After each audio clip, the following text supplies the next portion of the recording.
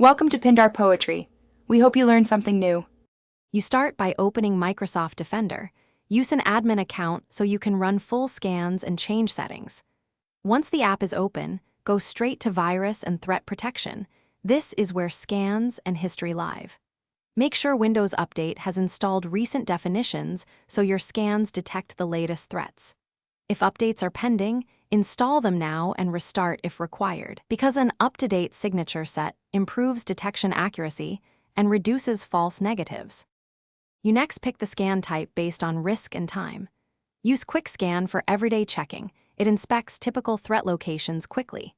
If you suspect deep infection, choose Full Scan to examine the entire system. This may take hours but finds hidden problems. For specific concerns, select Custom Scan and point to a folder or external drive. While the scan runs, avoid heavy disk activity so Defender can read files reliably, and monitor progress in the notification area.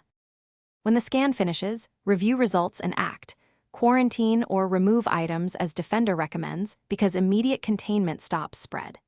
Check protection history for file names, locations, and suggested actions to understand what was found. If items can't be removed, use the offline scan option.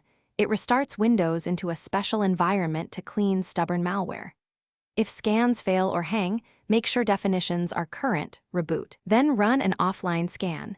This single troubleshooting step resolves most issues. Thanks for watching. Consider subscribing if we helped you.